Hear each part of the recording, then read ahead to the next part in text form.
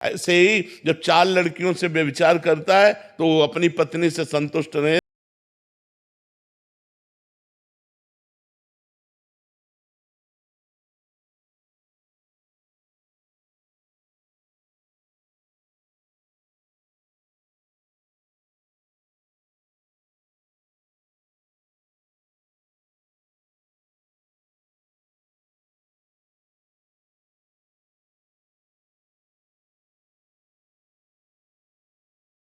ही नहीं रख पाते। ऐसे ही जब 4 लड़कियों से व्यभिचार करता है तो वो अपनी पत्नी से संतुष्ट नहीं रहेगा, उसे 4 से व्यभिचार करना पड़ेगा, क्योंकि उसने आदत बना ली है। हमारी आदतें खराब हो रही, हमारे बच्चों की आदत।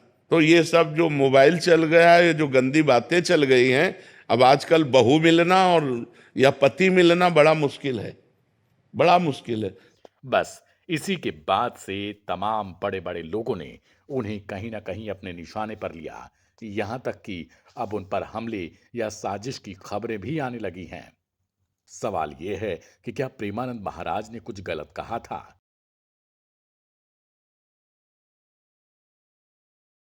राधे राधे महाराज जी। महाराज जी, निवेदन है कि एक समाधान कीजिए महाराज जी। इस आध्यात्मिक जीवन और सांसारिक जीवन में मानसिक संतुलन नहीं बना पा रहे हैं। क्या मानसिक संतुलन डिप्रेशन है या कोई साया महाराज जी?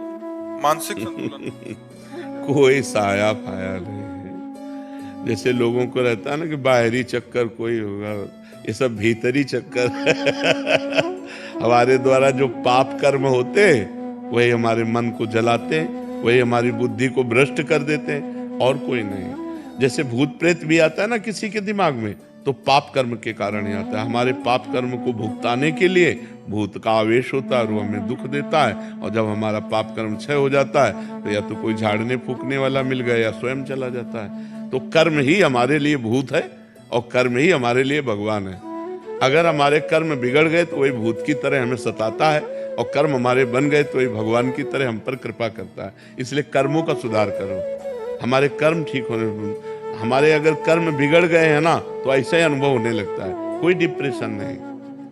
पहले स्वीकृति करो, नहीं तो अगर किसी आदमी को 20 बार 20 लोगों को तैयार कर लो अलग अलग, और उसको यार तुम डिप्रेशन में पहुंच गए क्या, बॉक्स में अपनी राय जरूर दीजिएगा।